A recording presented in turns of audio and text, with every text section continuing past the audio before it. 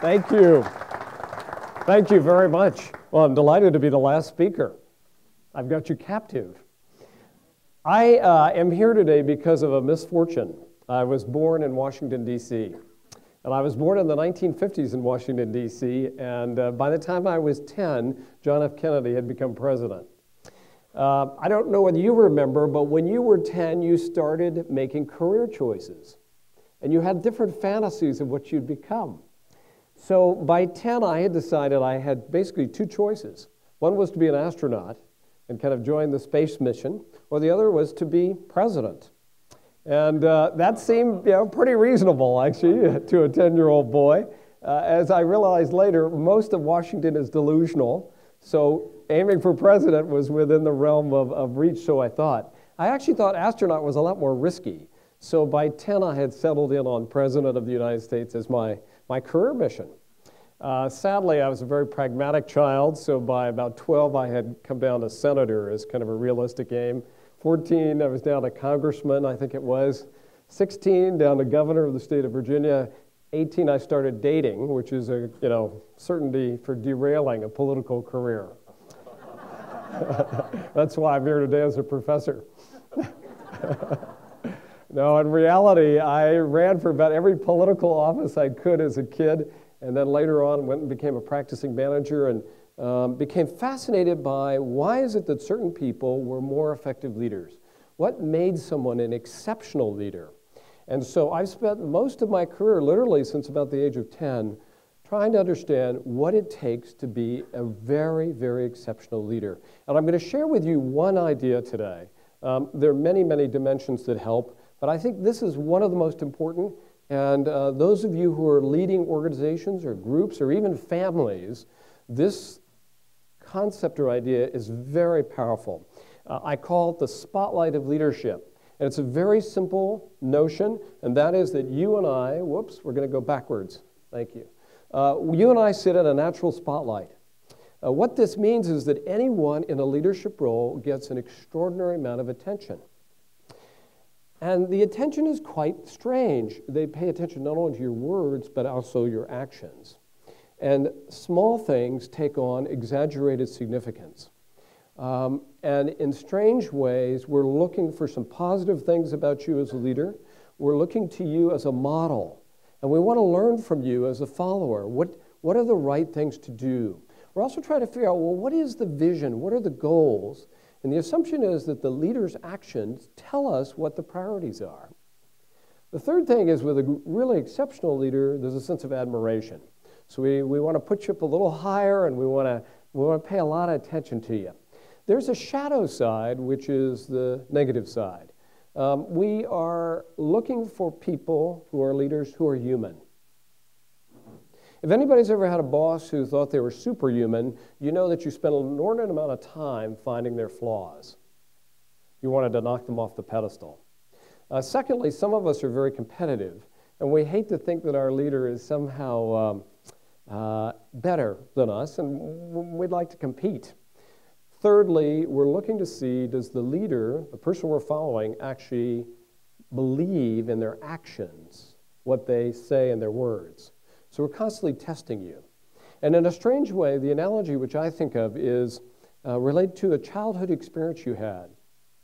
And you can go back about to about the age of 11, 9, 10. Your parents brought home a gift for you. It was your first so-called scientific gift. It arrived in a nice box. It was all wrapped. You'd probably just come home from school. You were eating your snack and having a little soda. And they placed it in front of you with a smile. This was going to encourage you down a scientific path. You'd ripped open this little box and looked in, and your heart sank. It was the stupidest looking thing you'd ever seen. You were hoping there was an action toy or a very lovely doll, but it was a piece of glass, a circular piece of glass with a long handle on it. And what made it even more strange was it was warped. And you lifted it up and you realized, whoop, boy, we go fast with these slides here. There we go. Ricardo, you didn't tell me this had a real trigger on here. You put the accelerator button. It was a magnifying glass. As you lifted it out, you began to see that it distorted things and magnified them.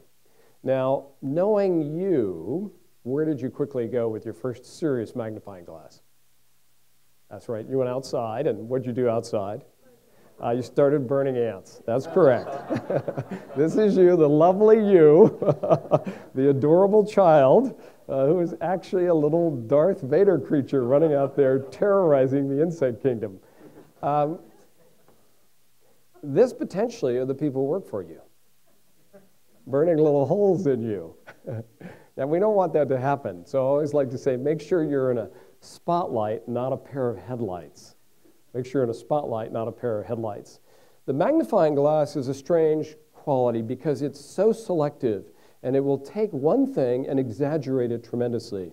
We know this very well. Many of you remember the visit of these three gentlemen to Washington, D.C. They arrived a little more than a year ago. These are the CEOs of the largest car companies in America: Chrysler, Ford, and General Motors. They went to Washington to testify for why they needed tens and tens of billions of dollars. What was the headline news? Exactly. How they arrived. It had nothing to do with the testimony. They arrived in private jets. And the question which the Congress and the press asked was, well, why do these guys need money if they're flying in a corporate jet? Now, what's interesting about these three companies is they have very large public relations departments. But nobody figured it out that the spotlight of leadership would zero in on the means with which they took to arrive to testify. The public and Congress chose that one dimension to focus in on. And that's the power of the spotlight. Potentially, it can devastate your credibility as a leader. And you don't want that to happen. So let me tell you a story of a friend of mine who many years ago met the lady who ran the Girl Scouts of America, Frances Hesselbein. And this is a friend of mine who works in universities, and she has seen many, many distinguished leaders in her career. And she said to me, she said, you know what's interesting? We have lots of university presidents come here and speak, and they always arrive. They pretty quickly go to the front of the room, wait at the podium or near the podium. They don't make contact with the audience. They may talk to another senior person from the university, and that's pretty much all you get from them. She said Frances Hesselbein, who came and spoke to us a couple years ago, was noticeably different. Here's Frances. She said Frances arrived in the room and stood at the back and slowly made her way to the front of the room. And as she was walking up, she was greeting the people in the audience. And she said to them, hi, I'm Frances Hesselbein, and I'm going to be your speaker today. What's on your mind? What are you worried about? What would you like me to talk about? What are some issues that you're grappling with? And my friend said how impressive she was in her ability to kind of reach out into the audience. She literally took 30 minutes before her time to speak, just making relationships. And I always like to say that leadership at its heart is not a place in a hierarchy. It's a relationship. And the quality of relationships you're able to build with the people who follow you determine whether or not you will be successful as a leader.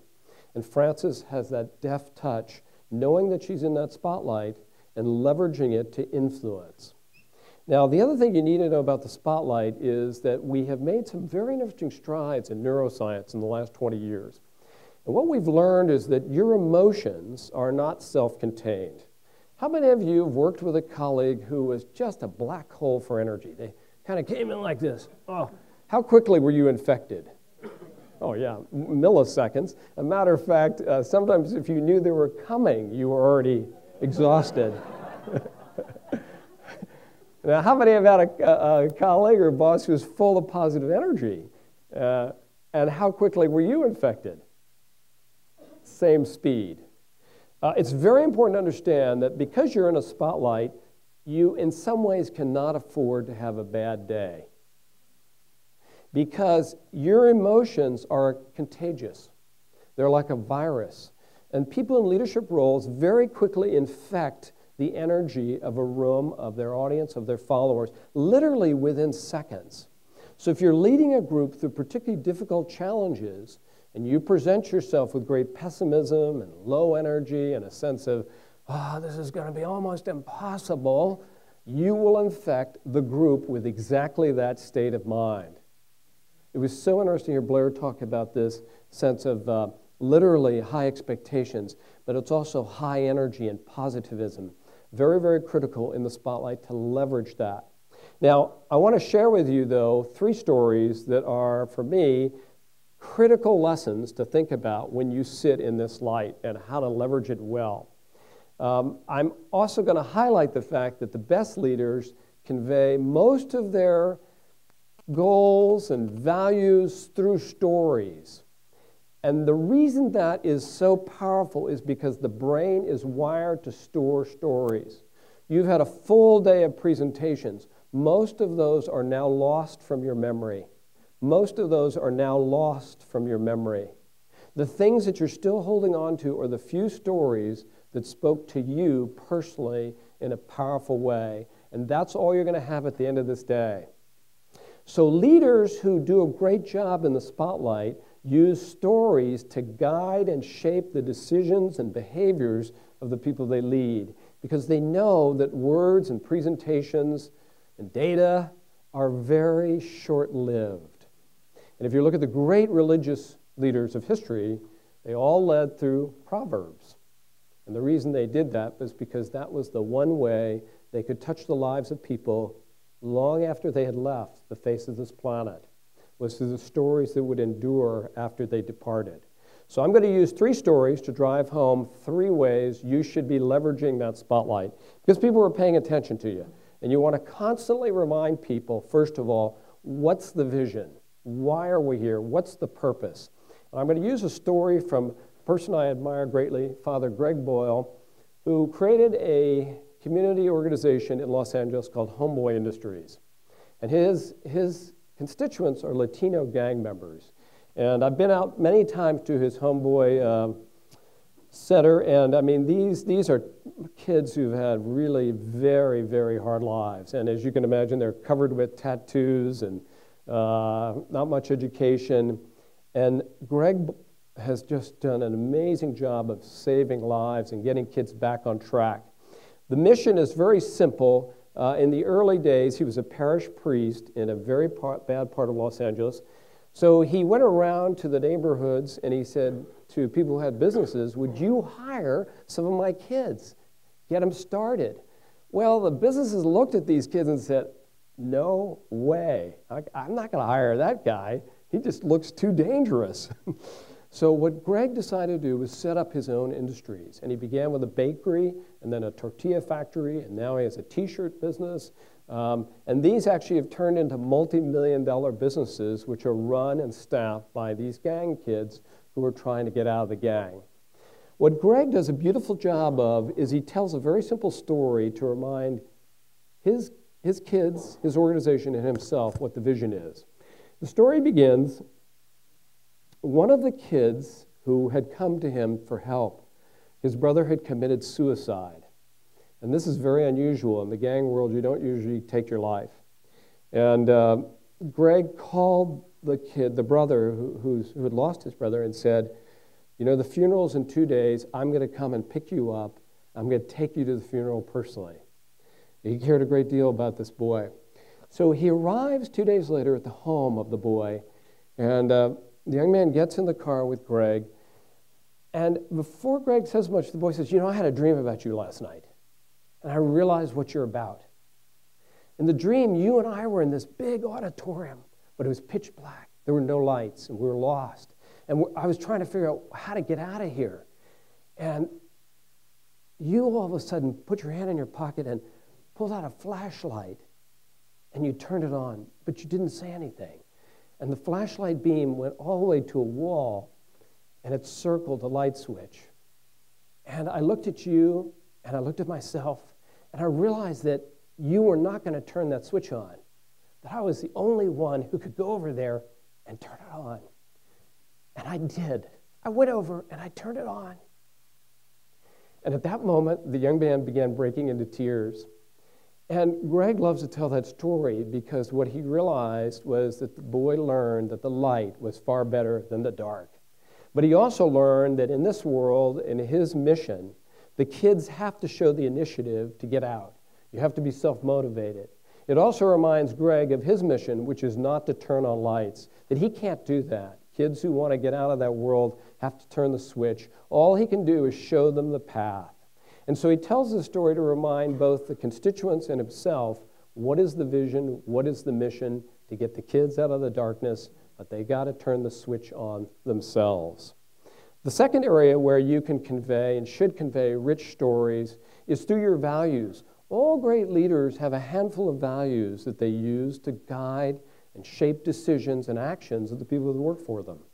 And I'm going to tell you one of my favorite stories. It's a story from a man who runs a community service organization, and it's a lovely story, and he repeats it just about every time he can. He says, in Seattle, a number of years ago, there was a Special Olympics, and it was a 100-yard dash with children who are basically mentally and physically handicapped. All these 9 little kids lined up at the starting line.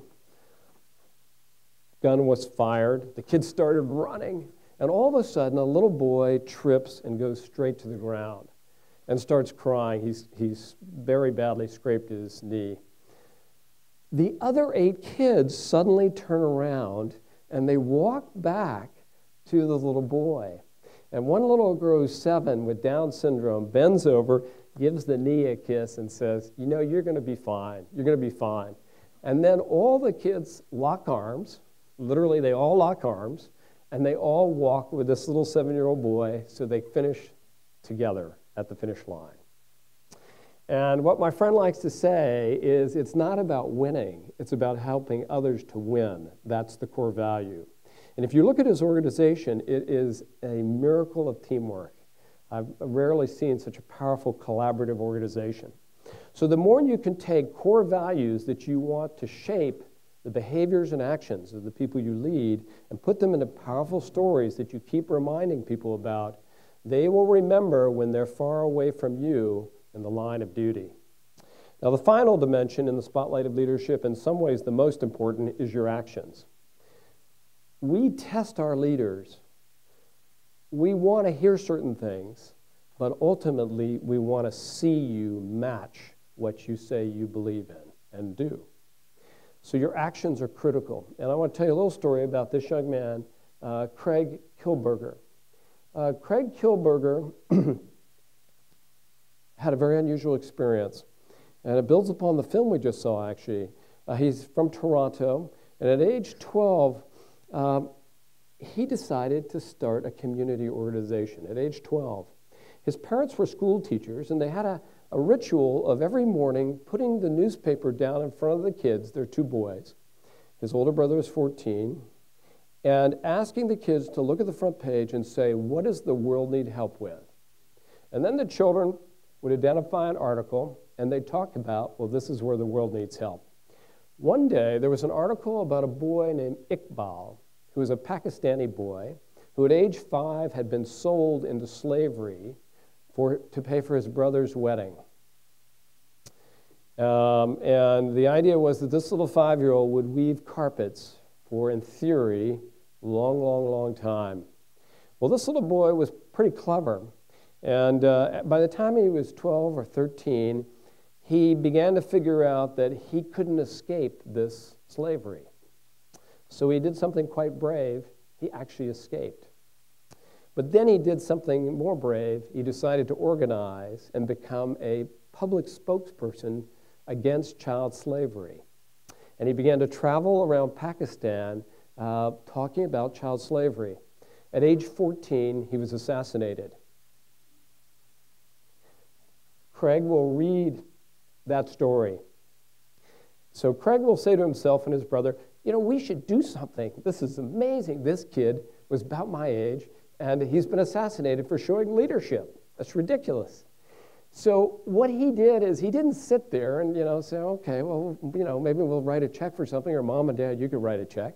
What he did is he started to call some organizations for help. And he said, I'd like to volunteer. Well, the organization said, well, how old are you, young man? Because I could tell his voice was pretty young. And they said, well, you're a little young. You're a little young for us. But why don't you ask your parents to write a check? That'll do it. So after a great deal of frustration, he said to his brother, well, why don't we put together a talk at school and make the other kids aware of this? So they approached their teacher, and the teacher said, sure, wonderful, great idea. That talk then led to talks throughout the entire school, which then led to talks throughout the entire province of Ontario, which then at the end of several months led the kids, the two brothers, to start the first real children's charity called Free the Children. Today, Craig is 21, but what his actions showed was that his commitment was profound and deep.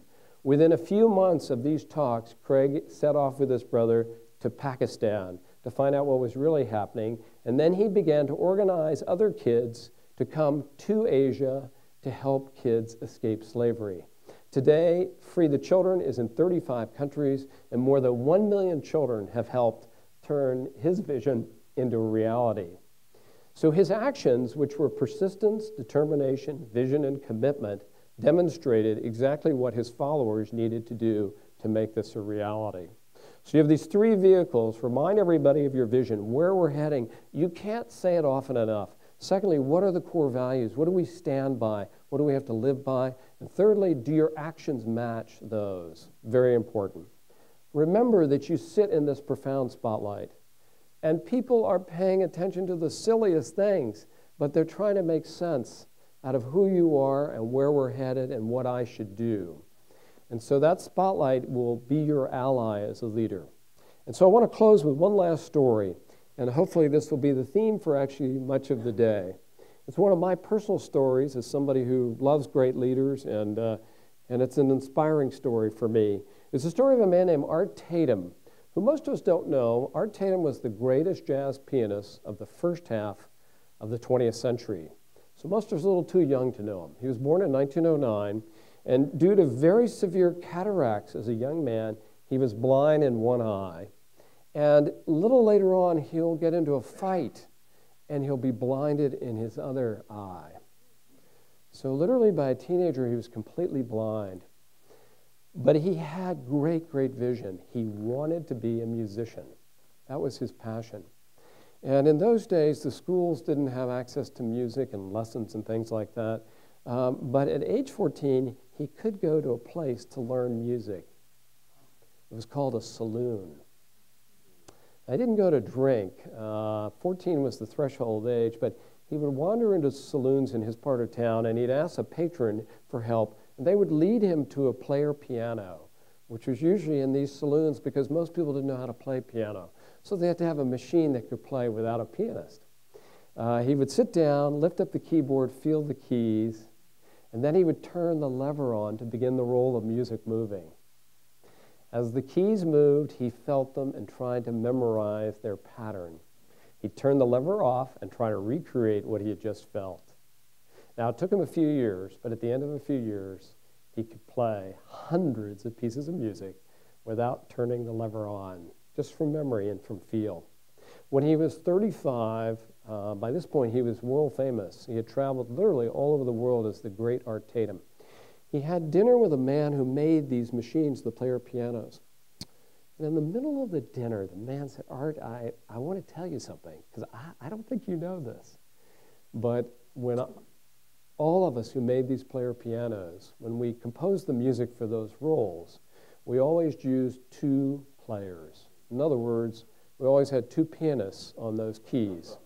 And that's why our music is so fast, because we have four hands going. And Art, you are the first human being to play four hands of music with just two. Now, I'm going to argue you have two other hands. Those are your leadership hands. You have two hands that are your core gifts and skills and experience, but it's only when you put all four together that you will make the music you need to make to ultimately have an impact on the world, on our community. So just remember, they're there. Play with all four. Thank you very much. Thank you.